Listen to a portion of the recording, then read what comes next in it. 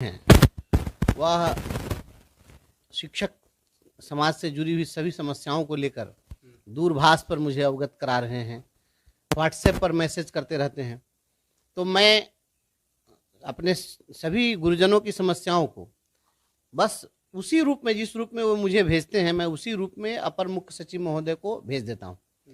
और कई मामलों में अपर मुख्य सचिव महोदय संज्ञान भी लेते हैं।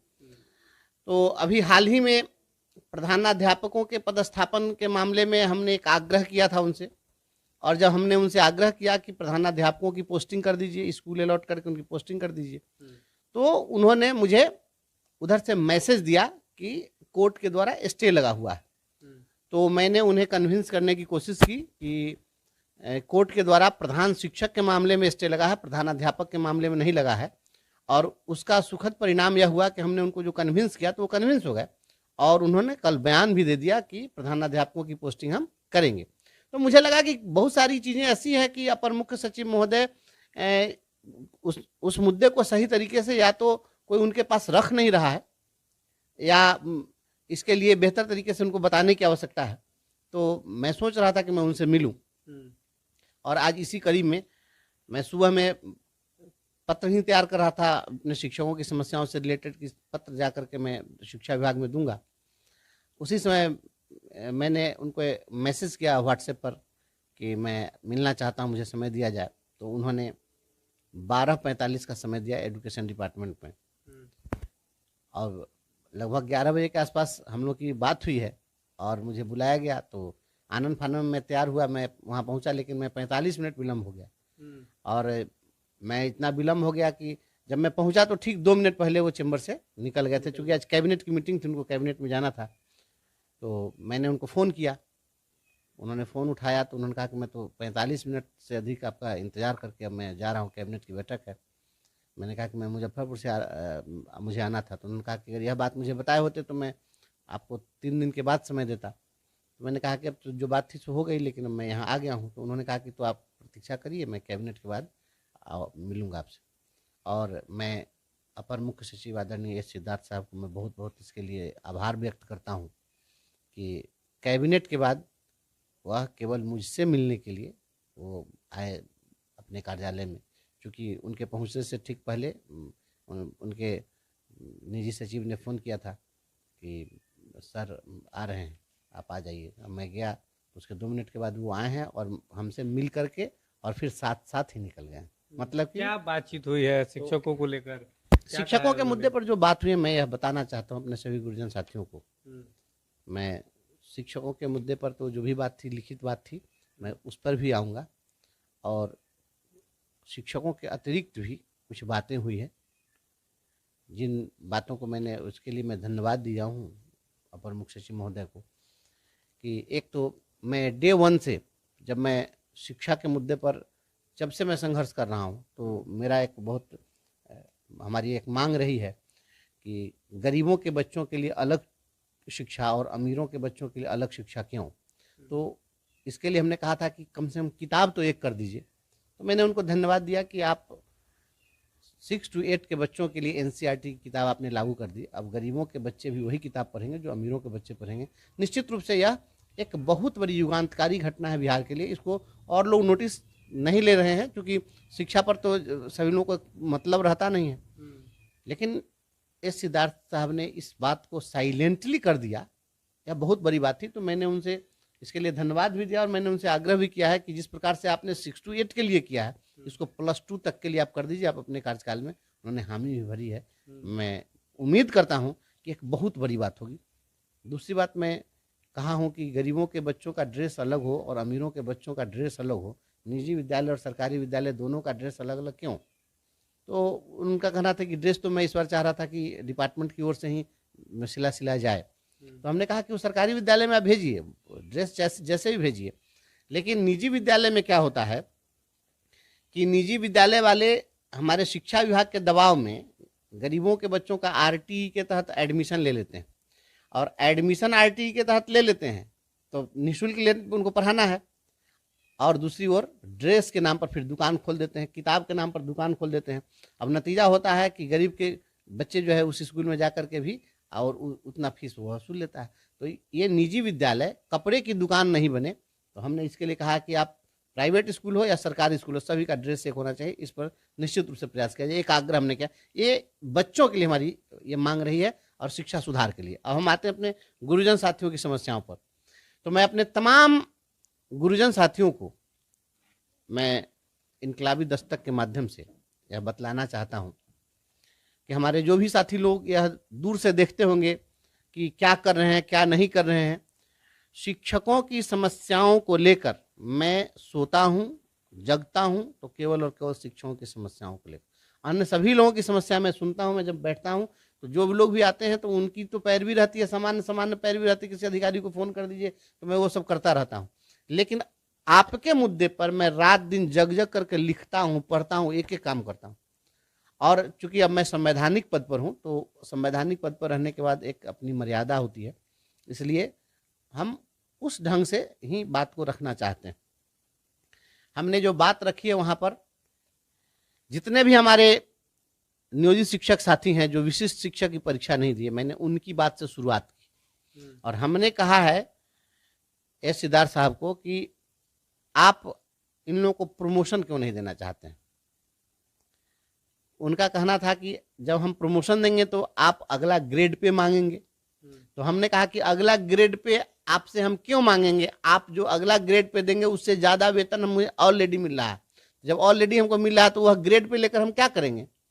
2000 के ग्रेड पे में जो बेसिक ग्रेड के टीचर हैं वो 2400 के ग्रेड पे अगर आज दे दिया जाएगा तो 2400 के ग्रेड पे में जो वेतन होगा वो कम होगा जितना हमको मिल रहा है उससे, क्योंकि लेंथ ऑफ सर्विस के आधार पर हमारा तो इंक्रीजमेंट बढ़ता चला गया। तो वैसी स्थिति में मैंने कहा कि ये आप गलत तरीके से इसको समझ रहे हैं। आप ऐसा देख लीजिए कि अब हमें अगला ग्रेड पे नहीं चाहिए, मात्र एक इंक्रीजमेंट बढ़ा दीजिएगा, हमारा प्रमोशन हो जाएगा। तो वो थोड़ी देर के लिए शॉक्ड भी थे, उनको लगा कि नहीं बात। मैंने कहा कि अगर आप कन्विंस नहीं हो रहे तो बोलिए, मैं फिर से आपको कन्विंस करता हूँ। तो मेरी बात को काफी सीरियसली उन्होंने लिया है। तो प्रमोशन के इशू पर हमने बात की। सेवा निरंतरता के मुद्दे पर हमने उनसे बात किया कि मैं विधान परिषद के सत्र में भी हमने उठाया था इस मामले को, और सेवा निरंतरता के मुद्दे पर हमने वित्त विभाग का जो सर्कुलर है वो सर्कुलर भी हमने शिक्षा मंत्री जी को दिया था। तो आपको सेवा निरंतरता तो देनी ही चाहिए। और हमने यह स्पष्ट कर दिया है कि आपके पूर्व वाले जो थे एसीएस, उस समय में जो उनसे भिड़ंत थी शिक्षकों की और हमारी जो भिड़ंत थी 3 मुद्दों को लेकर थी। एक था कि वो कह रहे थे कि आप परीक्षा दीजिए और परीक्षा देने के बाद में हम 3 जिले का परिभ्रमण योजना चलाएंगे। तो क्या परिभ्रमण योजना, क्या हम परिभ्रमण योजना का मतलब कि वो कह रहे थे कि 3 जिले का विकल्प लेके बार बार पोस्टिंग कर देंगे। तो उस चीज को मैंने कहा कि इस चीज को तो आपने समाप्त कर दिया कि स्वैच्छिक पोस्टिंग आपने दे दिया, तो एक मांग पूरी हमारी हो गई। एक तो आपने पहले ही कर दी है, दूसरी हम मांग कर रहे हैं कि हमको सर्विस कंटिन्यूटी दे दीजिए। तो सर्विस कंटिन्यूटी आप कैसे न दीजिएगा, हम 2003 से काम कर रहे हैं और बताइए कि 22 साल से कोई काम करेगा उसको आप कहिएगा कि नहीं अब आपकी फ्रेश सेवा काउंट होगी, ये नहीं चलेगा। तो सर्विस कंटिन्यूटी आप दे दीजिए। और तीसरा है कि हमारा प्रोमोशनल एवेन्यू आप क्यों समाप्त करना चाहते हैं, हमको प्रमोशन क्यों नहीं देना चाहते हैं। 20 साल में तो किसी का प्रमोशन हो जाएगा। तो मैंने कहा है कि जो लोग भी आपके ये सक्षमता परीक्षा का विरोध कर रहे हैं इसी 3 कारण से कर रहे हैं। 3 में आपने एक मांग पूरी कर दी है और 2 चीज को लटकाए हुए, दोनों चीज को कर दीजिए।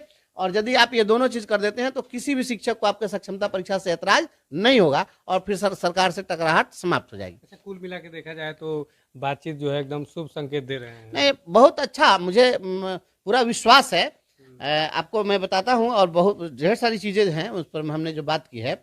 तो उसमें जो उनका जो स्टैंड था, मैंने उन्होंने एक चीज साफ साफ कहा है कि मैं अभी कोई कमेंट आपको नहीं दूंगा। मुस्कुराते उन्होंने कहा कि मैं कोई कमेंट नहीं दूंगा, लेकिन आप मुझे सारा पेपर दे दीजिए, मैं आपका एक एक चीज मैं पढ़ूंगा। और सारे पेपर को मैंने उनको हैंडओवर कर दिया है। जो भी मौखिक बातें हुई है उसमें ट्रांसफर के इशूज पर भी कि भाई आप स्थानांतरण दीजिए, जो भी शिक्षिकाएं हैं अपने घर से दूर दराज हैं अपने पास चली जाएं, शिक्षा इससे प्रभावित हो रही है। अनुकंपा आश्रितों की बहाली के लिए भी हमने दिया है। और वेतन के मुद्दे पर काफी गंभीरता से, क्योंकि पिछले दिनों अभी जो पत्र निकला है कि जो लोग भी अगर HRMS नहीं कर रहे हैं, शिक्षकों का वेतन नहीं मिलता तब तक पदाधिकारियों का वेतन नहीं मिलेगा। तो हमने ही उनको दिया था, मैं उनको व्हाट्सएप पर भेजा था, कुछ शिक्षकों ने मुझे दिया था 5 महीने से वेतन नहीं मिला, कैसे जिएंगे, कैसे। मैंने हूबहू फॉरवर्ड कर दिया था और हमने कहा था कि सर 5 महीने तक वेतन नहीं मिलेगा वो शिक्षक कैसे जिएगा। तो उसके बाद उन्होंने एक कड़ा पत्र निकाला कि जब तक शिक्षकों का वेतन भुगतान नहीं होगा पदाधिकारियों का भी वेतन नहीं मिलेगा।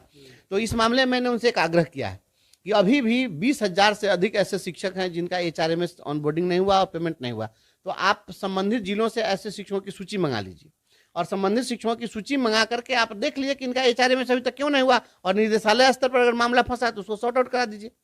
और हम दोपहर में उनसे मिलने के लिए जब गए थे, निर्धारित जो समय निर्धारित उन्होंने किया था, जो उस समय हम पहुंचे तो नीचे जैसे ही हम उतरे हैं, क्योंकि वो उस समय चले गए थे कैबिनेट मीटिंग में, तो जब हम नीचे उतरे तो वहां पर गया के कुछ शिक्षक हमको मिल गए और अन्य जिलों के भी शिक्षक मिल गए, और उन लोगों ने बताया, तो मैं इस बात को बताया कि अभी आप आज ही आपसे हमारे शिक्षक लोग मिले इस मामले को लेकर, तो आपने कह दिया कि रवि जी से जाकर के मिल लीजिए, और जब वो लोग गए मिलने तो वहाँ नोटिस नहीं ली गई। तो इस बात को मैंने उनके संज्ञान में दे दिया है कि आप इस पर मंगा लीजिए, और उन्होंने इस पर हामी भरी कि मैं मंगा लेता हूं सभी जिलों से कि किनका वेतन जो है लंबित है और इसको मैं कर देता हूं। मैंने कहा कि वेतन के मुद्दे पर सर कोई समझौता नहीं किया जाए। तो एक बड़ा काम है, मुझे लगता है कि 1 सप्ताह के अंदर में वेतन भुगतान से संबंधित मामले सॉर्ट आउट कर लिए जाएंगे। और आपको हमने ये भी दिया उसमें कि HRMS ऑनबोर्डिंग करके जो लोग भी जिन लोगों का ही पूर्व से HRMS ऑनबोर्डिंग हो चुका है, विद्यालय अध्यापक हैं और उनका जो है वेतन फिक्सेशन नहीं हो पाया है, उनका इंक्रीमेंट नहीं लग रहा है, तो इन चीज़ों के लिए हमने दिया कि सॉफ्टवेयर को अपडेट कर दीजिए। और प्रधान शिक्षकों के पदस्थापन के मामले में, प्रधानाध्यापक के पदस्थापन के मामले में हमने उनको कन्विंस किया था कि भाई आप ये पोस्टिंग कर दीजिए, तो उनका कहना था कि ये हाई कोर्ट में जो है हाई कोर्ट स्टे लगाया है। तो मैं उस पर गया था कि प्रधानाध्यापकों के लिए तो आपने कर दिया, प्रधान शिक्षकों की पोस्टिंग कैसे होगी? तो प्रधान शिक्षकों का मामला हाई कोर्ट में चल रहा है, तो हमने आग्रह किया उनसे कि आप इस मामले में महाधिवक्ता के माध्यम से हाई कोर्ट में प्रे करिए कि जल्द इसकी सुनवाई हो जाए, क्योंकि अगर हाई कोर्ट में मामला फंस गया तो लंबे समय तक समय निकल जाएगा, तो फिर ये शिक्षक जो है इससे हतोत्साहित होते हैं।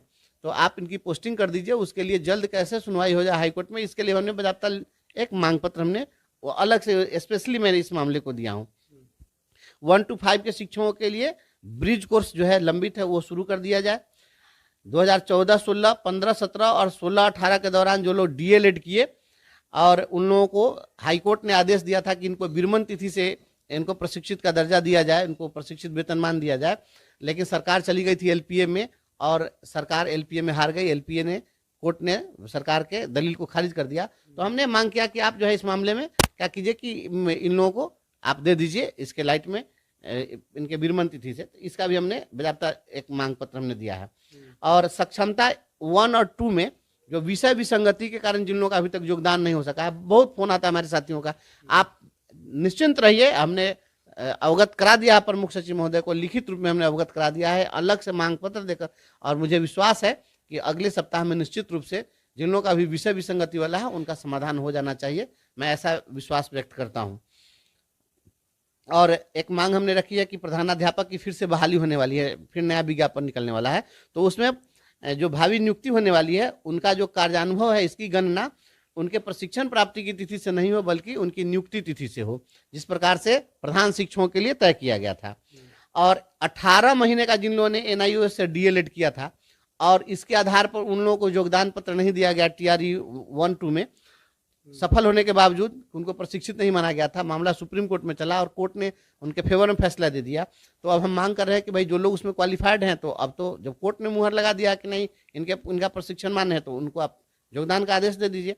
और सेवा पूर्व प्रशिक्षित जो शिक्षक हैं उन लोगों के वेतन विसंगति के लिए विभाग ने पत्र जारी किया था, अभी तक इम्प्लीमेंट नहीं हुआ, इस मामले में भी हमने उनसे आग्रह किया है। तो कुल मिला जुला करके जितनी भी प्रमुख बातें थी सभी चीज़ों को हमने उठाया है और सारी बातों को हमने उनके समक्ष रख दिया है। उन्होंने गंभीरता से सभी बातों को सुना है, हमारे सारे पेपर ले लिए हैं, लगभग मुझे लगता है कि 50-60 पन्ने का मेरा टोटल दस्तावेज था, सब हमने दिया है, खुद उन्होंने हाथ में लिया और उन्होंने बोला कि मैं इसको पढ़ूंगा। हाँ, पर उन्होंने कहा कि मैं एक एक चीज़ को मैं पढ़ूंगा, घर पर जाकर पढ़ूंगा और इसको मैं देखूंगा, खुद से अपने हाथ में लिया उन्होंने किसी दूसरे स्टाफ को नहीं दिया।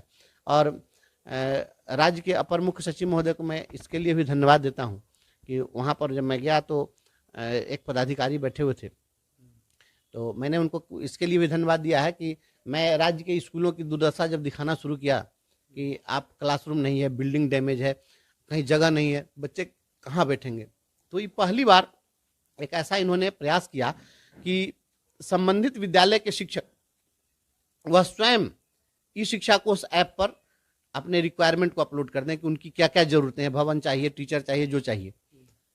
तो हमने कहा कि आपने जिस प्रकार से मांगा है यह बहुत काबिले तारीफ है, लेकिन आप मांग तो लिए हैं, इसको पूरा कर दीजिए। तो वहीं पर बैठे हुए थे एमडी, कहा कि इन्हीं को जिम्मा दिया गया, देखिए बैठे हुए इसी मुद्दे पर बात करने के लिए। तो मैंने कहा, उनसे भी कहा कि तो इसको आप कर दीजिए, और हमने स्पष्ट कर दिया कि 100% तो नहीं होगा, लेकिन अगर 90% भी अगर हो जाए, 80% भी अगर हो जाए, और गरीबों के बच्चों को क्लासरूम मिल जाए, शिक्षक मिल जाए, पेयजल की सुविधा मिल जाए, शौचालय मिल जाए, सारी सुविधाएं मिल जाए, तो मैं समझता हूँ कि बिहार में शिक्षा व्यवस्था में आमूलचूल परिवर्तन होगा। और अपर मुख्य सचिव महोदय ने अपने कार्यकाल में बहुत सारी चीज करने का भरोसा दिलाया है, कहा है उन्होंने। बहुत सारी बातें बिना कहे हुए भी कह दी जाती हैं। उनके जो हम हमारे साथ बात करने का जो हाव भाव था वह काफ़ी सकारात्मक लगा, और मैं अपर मुख्य सचिव महोदय को इसके लिए धन्यवाद देता हूं कि आज 69 एजेंडे पर कैबिनेट की मीटिंग थी, लंबी मीटिंग चली कैबिनेट की, और उसके बाद भी उसके पहले लगभग 45 मिनट तक उनको प्रतीक्षा करनी पड़ी, और फिर दोबारा फिर हमसे मिलने के लिए रात में आए। मैं समझता हूं कि उन्होंने शिक्षकों की समस्याओं को काफ़ी गंभीरता से लिया है, और उन्होंने मुझे इतना समय दिया। मैं उनको इस चैनल के माध्यम से धन्यवाद देता हूं, और मैं उम्मीद करता हूं कि जिस प्रकार से सकारात्मक सोच के साथ वो आगे बढ़ रहे हैं, वह शिक्षकों के इन सभी समस्याओं का समाधान कर दें। शिक्षक कोई चांद तारा नहीं मांग रहे हैं, शिक्षक जो मांग रहे हैं उनकी सभी समस्याओं का समाधान संभव है, और ये चाहेंगे तो हो जाएगा। और मैं अपने सभी गुरुजन साथियों को मैं यह भरोसा दिलाता हूं कि मैं आपका हूं, आपके लिए हूं, और आपके प्रति कमिटेड हूं। शीघ्र ही देखता हूं इन सभी चीज़ों पर जो उन्होंने विश्वास दिलाया है, शीघ्र समाधान हो जाता है तो ठीक है।